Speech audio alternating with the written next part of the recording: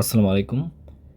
প্রতি বছর comprehensive ভাইভাতে specially fabric engineering ডিপার্টমেন্টে যেরকম টাইপের কোয়েশ্চেন হয় বা যে টপিকগুলোর উপরে আসলে বেশি ফোকাস করা উচিত সেই টপিকগুলো নিয়ে আসলে কথা বলবো। এটা আসলে কোনো কোয়েশ্চেন আনসার সেশন না। এখানে শুধুমাত্র একটা গাইডলাইন দেওয়া যে কম্প্রিহেন্সিভ ভাইভার ক্ষেত্রে আমরা কীভাবে প্রিপারেশন নিতে পারি। আর প্রথমে আমি সরি, আমার ঠান্ডা লাগার কারণে হয়তো বা কথা একটু কম বা বাজে শোনা যাবে, ওই জন্য আমি সরি। আচ্ছা, সাবজেক্ট ওয়াইজ যদি আমরা ডিসকাশন করি, সবার প্রথমে আসলে আমাদের বেসিক টার্মগুলো জেনে নেওয়া দরকার।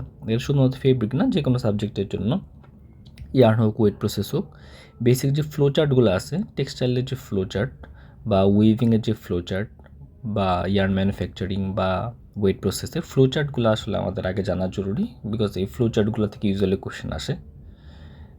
এক্সপ্লেন করতে বলা হয় যে ফ্লো চার্টগুলো বেসিক টেক্সটাইলের ওভারভিউ দেওয়ার জন্য। আর সাবজেক্ট ওয়াইজ যদি আমি শুরু করি, ডিপার্টমেন্টাল, প্রথমে আমাদের সাবজেক্ট যেটা আছে সেটা হলো উইভিং প্রিপারেটরি প্রসেস, যেটার মধ্যে মূলত ওয়াইন্ডিং, ওয়ার্পিং আর সাইজিং নিয়ে আলোচনা করা হয়। সো এইখানে ওয়াইন্ডিংয়ের ক্ষেত্রে আমরা যে টপিকগুলোর উপর ফোকাস রাখতে পারি, এটা হলো ওয়াইন্ডিংয়ের ক্ষেত্রে ফ্লো চার্টটা কীভাবে হবে, ওয়াইন্ডিং প্রসেসগুলো কীভাবে হবে। আর এই ক্ষেত্রে আমাদের ল্যাবের ডিফারেন্ট টাইপ অফ প্যাকেজ নিয়ে আলোচনা করা হয়। কম্প্রিহেন্সিভ ভাইভে তো অনেক সময় প্যাকেজ আনা হয়, বলা হয় এটা কোন প্যাকেজ, অথবা ডিফারেন্ট টাইপস অফ প্যাকেজের ব্যাখ্যা করতে বলা হয়। সাপোজ নেয়ার প্যারালাল প্যাকেজ বা প্যারালাল প্যাকেজের মধ্যে ডিফারেন্স কী, বা উইথড্রয়াল সিস্টেমের মধ্যে ডিফারেন্স কী থাকে।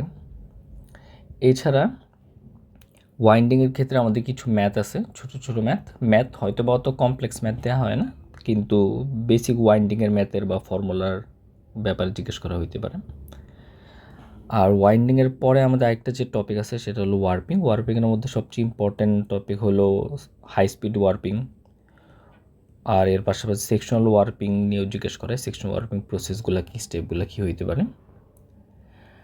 আর ওয়ার্পিং বা উইভিং প্রিপারেটরি প্রসেসের ক্ষেত্রে ইয়ার্ন সম্পর্কে জিজ্ঞেস করা হয়, যে ওয়ার্প ইয়ার্ন তুমি কীভাবে চিনবে বা ওয়েভ টেন কীভাবে চিনবে, একদম বেসিক কোশ্চেন। আর ওয়াইন্ডিংয়ের ক্ষেত্রে আরেকটা টপিক আছে যেটা হলো সফট ওয়াইন্ডিং, হার্ড ওয়াইন্ডিং, কখন আসলে কোনটা করা হয়, এটা নিয়েও কোশ্চেন বরাবরই আসে আর কি। এছাড়াও সাইজিংয়ের ক্ষেত্রে বেসিক সাইজিংয়ের ফ্লো চার্টটা আসে, ফ্লো চার্টটা কীভাবে সলভ করবে এটা নিয়ে জিজ্ঞেস করা হয়। আর এর পাশাপাশিও সাইজিংয়ের ক্ষেত্রে বেসিক ম্যাটেরিয়ালগুলো কী ইউজ করা হয়, বা সাইজিং করলে সুবিধা কী, বা সাইজিং না করলে কী সমস্যা হবে, সাইজিং কীভাবে রিমুভ করা যাবে, এগুলো নিয়েও কোশ্চেন হয়, একদম বেসিক কোশ্চেন। কম্প্রিহেন্সিভ ভাইভাতে আসলে অত ইনডেপথ কোশ্চেন করার স্কোপ নাই, বা কম করা হয়, বিকজ এতগুলো সাবজেক্ট, এটা খুব অবভিয়াস যে সবগুলো টপিকে ইনডেপথে আসলে প্রিপারেশন নেওয়া পসিবল না, যতদিনের সময় দেওয়া হোক আর কি। আর আরেকটা জিনিস মাথায় রাখা দরকার যে কম্প্রিহেন্সিভ ভাইভাতে আসলে এই মাইন্ডসেট নিয়ে যাওয়ার আসলে কিছু নেই যে আমি সব পারবো। আমার কাছে মনে হয় যে যদি এরকম মাইন্ডসেট নিয়ে যাওয়া যায় যে না, আমি 50 থেকে 60% কোশ্চেন মোটামুটি আনসার দিয়ে আসতে পারবো, তাহলে আই গেস যে মার্ক আমরা এক্সপেক্ট করি মোটামুটি ওরকম মার্ক আসা পসিবল। তারপরে প্রিপারেশন নেওয়ার জন্য আমাদের আসলে মোটামুটি একটু পড়ে যাওয়া দরকার। এটা ছিল আমার উইভিং প্রিপারেটরি প্রসেসের মোটামুটি যে এই টপিকগুলো বা এই জিনিসগুলো থেকে আসার একটা চান্স আছে। তারপরে আমরা উইভিং ওয়ানে চলে যাই। উইভিং ওয়ানে যাওয়ার ক্ষেত্রে সবার প্রথমে আমাদের মোশনগুলো মনে রাখা দরকার। প্রাইমারি মোশন কোনগুলো, সেকেন্ডারি মোশন কোনগুলো, টারশিয়ারি মোশন কোনগুলো, আর এর ডেফিনিশন, কোন মোশন আসলে কোথায় ইউজ হয়, কোন মোশন কোনখান থেকে আসতেছে। এর পাশাপাশি উইভিংয়ের ক্ষেত্রে যেটা আমাদের ফোকাস করা উচিত, আমাদের ল্যাবে আমরা কী করছি সেটার উপরে ফোকাস করা উচিত। এই ক্ষেত্রে অনেক সময় কোশ্চেন আসে, অনেক সময় ছবি দেওয়া থাকে, বলা হয় যে এটা আসলে কোন মেশিনের কোন পার্টস, অথবা এই মোশনগুলো কোনখান থেকে আসতেছে, বা বটম শেফট কোনটা, বা এক্ষেত্রে অক্সিলারি শেফটগুলো কোনগুলো, এইগুলো নিয়ে কোশ্চেন আসে অনেক সময়। বাট এই ক্ষেত্রে ল্যাবের উপরে ফোকাস দেওয়া দরকার, কারণ কি ল্যাবের থেকে অনেক সময় ব্যাখ্যা করতে বলা হয় যে ডবে মেকানিজম কীভাবে কাজ করে, জ্যাকেট কীভাবে কাজ করে। আবার অনেক সময় ব্যাখ্যা করতে বলা হয় যে ট্যাপেড শেডিং আর ডবে শেডিংয়ের মধ্যে ডিফারেন্স কী, কোন কোন বেসিসে এরকমভাবে ডিফারেন্ট লুম আসলে ক্যাটাগরাইজ করা হয়েছে। এই টপিকগুলো নিয়েও অনেক সময় কোশ্চেন আসে। সো উইভিং ওয়ানের ক্ষেত্রে একটা টিপস বা গাইড হলো যে ল্যাবের যে মেশিনগুলো আছে, অথবা ল্যাবের কোনো নোট থাকলে বা ল্যাবের কোনো ভিডিওস থাকলে একবার দেখে যা, এই ক্ষেত্রে আমাদের হেল্প পাইতে সহায়তা করবে আর কি। আর আসি এখন উইভিং টুতে। উইভিং টু এর ক্ষেত্রেও প্রথম গাইডলাইন হলো ল্যাব দেখা। ল্যাবের মধ্যে প্রজেক্টাইল মেশিন আমাদের কীভাবে কাজ করতো, অবশ্যই মেশিন কাজ করার পাশাপাশি মেশিনের পার্টসগুলো দেখা জরুরি। র্যাপিয়ার মেশিন আমাদের কীভাবে কাজ করতো, এয়ারজেট মেশিন আমাদের কীভাবে কাজ করতো, আর জ্যাকার্ডের বা ওখানে কোনো ইলেকট্রনিক ডবি সিস্টেম আছে কি না, বা কোনো অ্যাডভান্সড কোনো জ্যাকার্ডের সিস্টেম আছে কি না, এই জিনিসগুলো আমাদের উইভিং টু এর ক্ষেত্রে ফোকাস রাখা জরুরি। এর পাশাপাশি আরেকটি ইম্পর্টেন্ট টপিক হলো সেলভেজ, যেটা নিয়ে প্রতি বছরই কোশ্চেন আসে।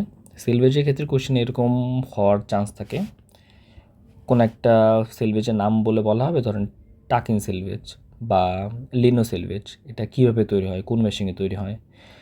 আবার এই ক্ষেত্রে কোশ্চেন আসে অনেক সময় যে ফেব্রিক স্যাম্পল থাকে টেবিলে, সেই স্যাম্পল দেখে আসলে বলা লাগে যে এটা আসলে কোন ধরনের সেলভেজ, এটা আসলে কি বাউন্স সেলভেজ, নাকি এটা টাকিন, নাকি লেনো, নাকি স্টিচ, নাকি অন্য কোনো ধরনের সেলভেজ। তো সেলভেজটা অনেক ইম্পর্ট্যান্ট। আরেকটা জিনিস ইম্পর্ট্যান্ট হলো উইভিংয়ের ক্ষেত্রে হলো ফল্টস। কোন ফল্টস আসলে কেন হয়, এই ফল্টসগুলা সলভ করার ওয়ে কী, এই জিনিসগুলা বেশ ফ্রিকোয়েন্টলি আসে।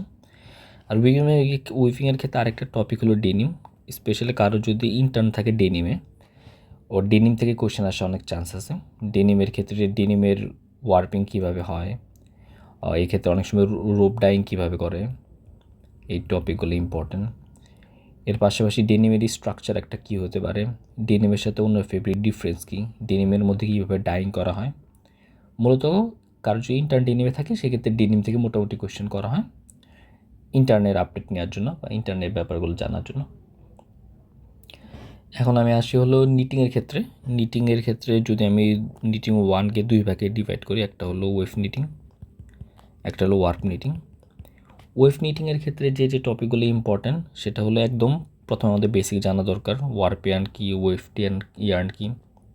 যেরকম যদি আমাদের ওয়ার্প ইয়ার্ন ধরা হয়, আমরা যদি বলি যে ভার্টিক্যাল বরাবর যে ইয়ার্ন ওইটা ওয়ার্প ইয়ার্ন, তাহলে এই ক্ষেত্রেগুলো এগুলো নেওয়া হয় না, আমাদের টেকনিক্যাল আনসার দিতে হবে। যেমন সেলভেজে প্যারালাল যে ইয়ার্ন থাকে সেটা হলো ওয়ার্প ইয়ার্ন, সেলভেজে পারপেন্ডিকুলার যেটা থাকে ওইটা হলো ওয়েভ ইয়ার্ন। সো এইভাবে আনসারগুলো আসলে দেওয়া লাগবে যাতে একটু টেকনিক্যাল নলেজ আসলে পাওয়া যায়। সো আমাদের যে লুপগুলো আছে, মিস লুপ, টাক লুপ, নিট লুপ, এই লুপগুলা পড়া আসলে আমাদের জরুরি। লুপগুলোতে কোশ্চেন আসে, লুপগুলো মাঝে মাঝে আঁকতেও দেওয়া হয়, একদম বেসিক যে লুপগুলো। নিটিংয়ের ক্ষেত্রে আরেকটা জরুরি জিনিস হলো নিটিংয়ের যে এলিমেন্টসগুলো আছে, নিটিং এলিমেন্টসগুলো আমাদের পড়া জরুরি। নিডেল, ক্যাম, সিঙ্কার। কোশ্চেন বোর্ডে অনেক সময় নিডেল থাকে, ক্যাম থাকে, সিঙ্কার থাকে, জিজ্ঞেস করা হয় আসলে কোনটা কোন কাজে ইউজ করা হয়। কোন একটা নিডেল দিয়ে বলা হয় যে নিডেলের এই পার্টস আসলে কোনটা দেখাও। সো আমাদের নিটিংয়ের ক্ষেত্রেও ল্যাবের ভিডিও থাকলে বা ছবিগুলো থাকলে ছবিগুলো ভালো মতো দেখা যায়, বেসিক নিটিংয়ের যে পার্টসগুলো আছে পার্টসগুলো আমাদের দেখা যাওয়া জরুরি যাতে আমরা একটু আইডিয়া পাই। এর পাশাপাশি যে আমাদের বেসিক যে নিটিংয়ের স্ট্রাকচারগুলো আছে সেই স্ট্রাকচারগুলো আমাদের দেখে যাওয়া জরুরি। বেসিক নিটিংয়ের স্ট্রাকচারের মধ্যে আমাদের প্লেন স্ট্রাকচার কী, রিব স্ট্রাকচার কী, বা ইন্টারলক, পার্ল, এই স্ট্রাকচারগুলো আসলে কীভাবে আঁকায়, কোন মেশিনে হয়, রিবা ইন্টারলকের ডিফারেন্স কী, প্লেন আর ইন্টারলকের ডিফারেন্স কী, এই জিনিসগুলো আসলে আমাদের নিটিং ওয়ানের জন্য ইম্পর্টেন্ট। এর পাশাপাশি ফ্ল্যাট বেড মেশিন আমাদের ছিল, ফ্ল্যাট বেড মেশিনের প্রসেসগুলো কীভাবে হয়, ফ্ল্যাট বেড মেশিনের পার্টসগুলো কী। অনেক সময় জিজ্ঞেস করা হয় যে কলার আসলে কোন মেশিন হয়, কলার বেসিক্যালি ফ্ল্যাট বেড মেশিন হয়। তো কলার নিয়ে অনেক সময় কোশ্চেন করা হয়, কলারের মধ্যে কী, কলার আসলে রিফেব্রিক, সো রিফেব্রিকের উপরে তারপরে কোশ্চেন করা, মূলত কোশ্চেন থেকে কোশ্চেন আসে।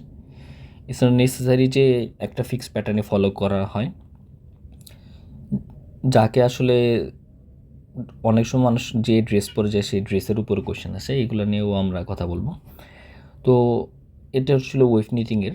আর ওয়ার্প নিটিংয়ের ক্ষেত্রে সবচেয়ে ইম্পর্টেন্ট হলো ট্রিকো নিটিং মেশিন।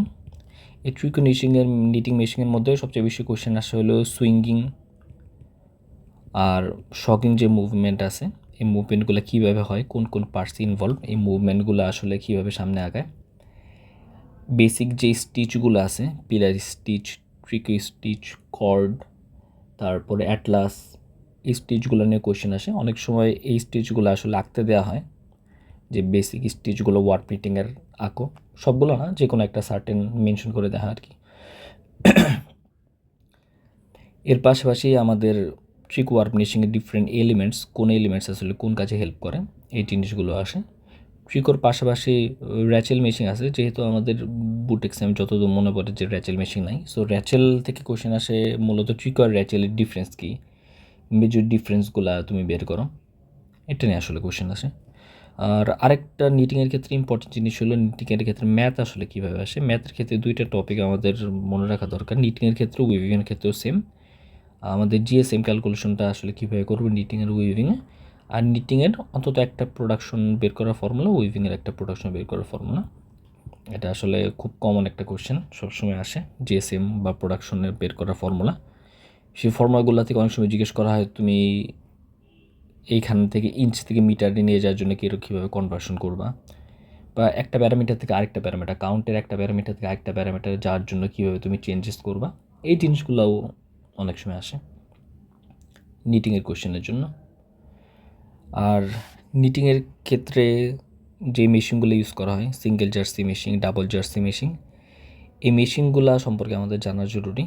এই মেশিনের কোন পার্টস কীভাবে থাকে, অনেক সময় আমাদের যে এক্সামিনার থাকে ওনাদের কাছে ছবি থাকে, সো ছবি দিয়ে জিজ্ঞেস করবে যে এটা আসলে কোন জার্সি মেশিনের কোন পার্টস, এটা আসলে কীভাবে কাজ করতেছে। এখন নিটিং 2 এর ক্ষেত্রে যদি আমি চিন্তা করি, নিটিং 2 এর ক্ষেত্রে ল্যাবের ডিটেলসগুলো আমাদের পড়ার জরুরি। ল্যাবে আমাদের আরেকটা জিনিস যেটা ইম্পর্টেন্ট, এটা হলো ভিডিও পুলি আমাদের কীভাবে কাজ করে, ভিডিও পুলির সাথে জিএসএমের আমাদের কেমন সম্পর্ক, ফিডারের সাথে আমাদের কোর্সের কেমন সম্পর্ক, অথবা নিডেলের সাথে আমাদের ফেব্রিক তৈরি হওয়ার কেমন সম্পর্ক, এই জিনিসগুলো ইম্পর্টেন্ট। আরেকটা টপিক ছিল আমাদের নিটিংয়ে ন্যারোয়িং আর ওয়াইডেনিং, এই টপিকটা ইম্পর্টেন্ট।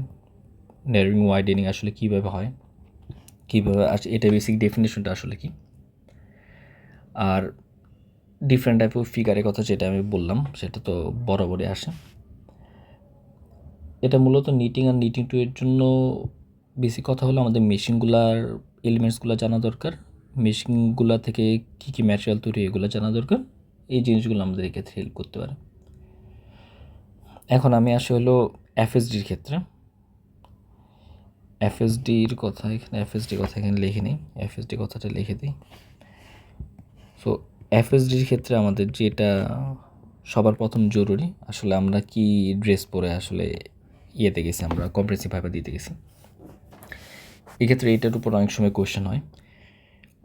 আমরা যদি বেশিরভাগই যদি আমরা স্যুট পরে যাই বা পাঞ্জাবি পরে যাই, কেউ যদি পাঞ্জাবি পরে যায় তার উপর আসলে কোয়েশ্চেন হয়তো বা পাঞ্জাবের কী ফেব্রিকের, এই ফেব্রিক তুমি কীভাবে চিনবা, মূলত যে ড্রেস পরে আমরা কম্প্রেহেনসিভ ভাইভা দিতে চাই ওই ড্রেস থেকে আসলে আইডেন্টিফিকেশন কোয়েশ্চেন হয়।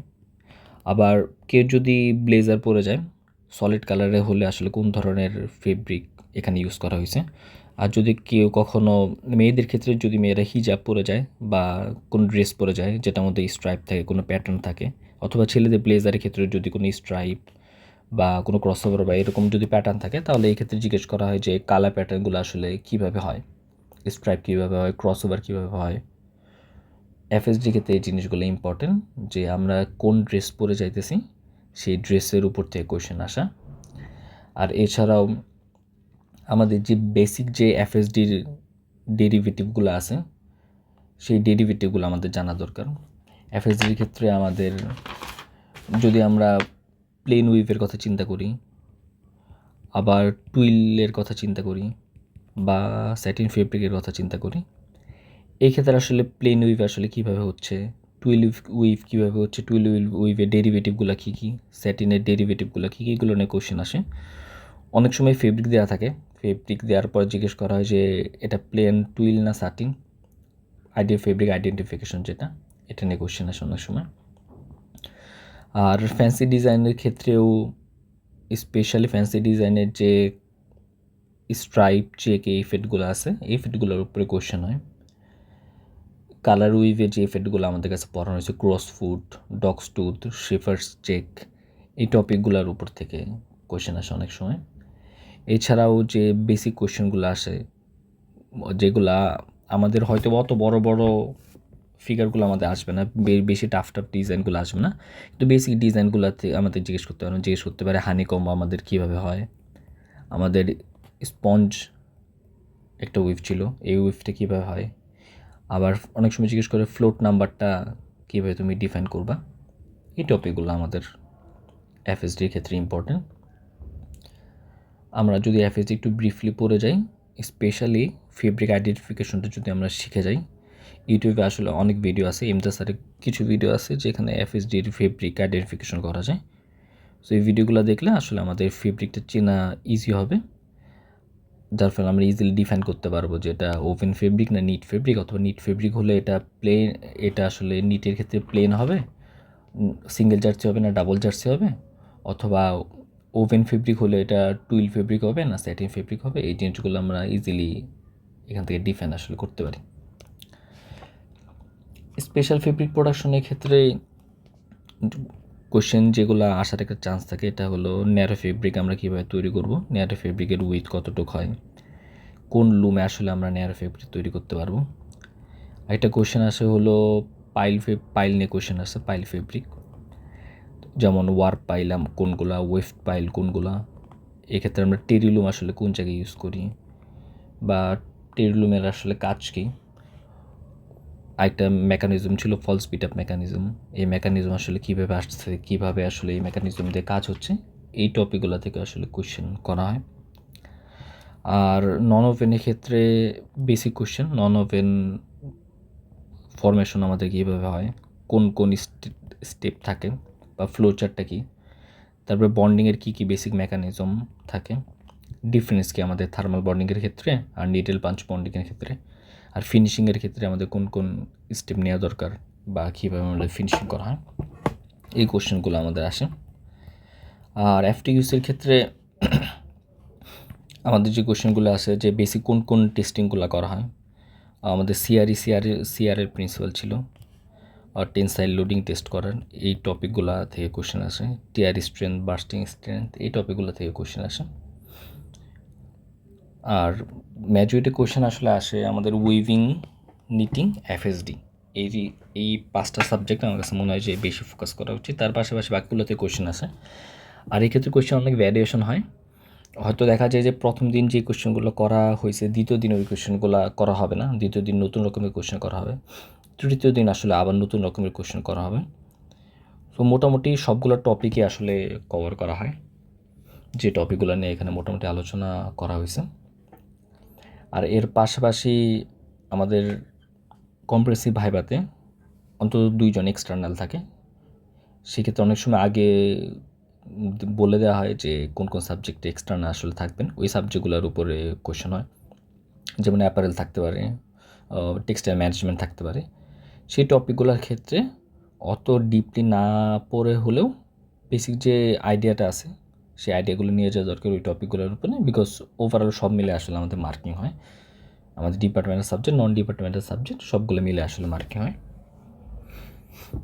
সো এটাই ছিল আসলে কম্প্রিহেনসিভ ভাইবার জন্য মোটামুটি আমরা কোন টপিকগুলোর উপরে ফোকাস রাখতে পারি বা কীভাবে আমাদের কম্প্রিহেনসিভ ভাইভাতে কাজ করতে পারি। আর কম্প্রিহেনসিভ ভাইভাতে অনেক রকম কোশ্চেন হইতে পারে, ইটস নট নেসেসারি যে সবগুলো কোশ্চেন আসলে পাওয়া যায়, এটা আসলে পসিবল না সবগুলো কোশ্চেন আনসার জানা।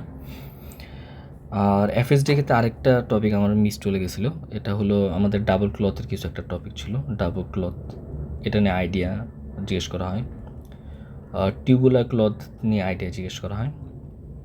আবার নিটিং 2 এর ক্ষেত্রে আরেকটা টপিক ছিল যে আমাদের ডিফারেন্ট ডেরিভেটিভ ছিল, সিঙ্গেল জার্সি নিটিংয়ের অনেকগুলো ডেরিভেটিভ ছিল, যেমন আমাদের পিক ছিল, তারপরে লাকোস ছিল, স্পেশালি সিঙ্গেল জার্সির যে ডেরিভেটিভগুলো আছে এগুলার ফিগার বা এগুলার যে প্যাটার্নগুলো আছে, লুপিং যে প্যাটার্ন আছে ওইটা অনেক সময় আঁকতে দেওয়া হয়, কারণ এগুলা ছোটো ছোটো জিনিস ওইখানে ইজিলি আঁকতে দেওয়া পসিবল হয়। আর এর পাশাপাশি ডিপ ডেরিভেটিভ বা ইন্টারলক ডেরিভেটিভের নামগুলো কী কী, অথবা আমরা দেখে কীভাবে ডিফাইন করব কোন ডেরিভেটিভ কেমন, এগুলো নিয়ে আসলে কোশ্চেন আসে। মূলত আমরা যদি এই টপিকগুলোর উপর একটু ফোকাস রাখতে পারি, একটু আইডিয়া নিয়ে যেতে পারি, অবশ্যই আমার কাছে মনে হয় যে 6 থেকে 7 দিনের আসলে প্রিপারেশন দরকার আমাদের বেসিক পড়ার জন্য, প্রত্যেকটা সাবজেক্টের জন্য অন্তত 1 থেকে 3 দিন আসলে টাইম দিয়ে ফুল ব্রিফলি আমাদের প্রিপারেশন নেওয়া আসলে উচিত। আর এর পাশাপাশি যাদের আইডি একটু পরের দিকে থাকে তারা আসলে প্রথম 2-3 দিনের কোয়েশ্চেন থেকে একটা আইডিয়া পায় যে ওই বছরের কোন কোন টপিকের উপরে আসলে ফোকাস করে এক্সামিনার প্যানেল আসলে কোয়েশ্চেন করতেছে, যেটা বছর টু বছর কম বেশি ভ্যারি করে। তো সবার জন্য শুভকামনা। আশা করি যে কম্প্রিহেনসিভ ভাইভা আমাদের ভালো হবে। আর ভাইভা যেমনই হোক, একটা ভালো জিনিস যে আমরা ভার্সিটির একদম শেষের দিকে আছি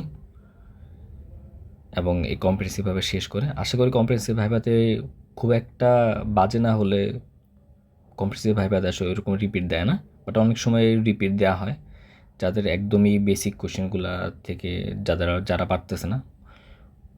যে যত আসলে বেটার আনসার দিতে পারবে তার ক্ষেত্রে কোশ্চেনের কমপ্লিকেসি আরও বাড়বে, কোশ্চেন আরও কমপ্লিকেটেড হয়। আর যাদের ক্ষেত্রে কোশ্চেন আনসার অত ঠিক মতো আসতেছে না তাদেরকে স্যাররা অনেক সময় অনেক সোজা টপিকের মাধ্যমে তাকে আসলে তাড়াতাড়ি পার করে দিতে ট্রাই করে। সো ইনশাল্লাহ সবার ভালো হবে আশা করি, দোয়া করি, আমার জন্য দোয়া রাখবেন। আল্লাহ হাফেজ।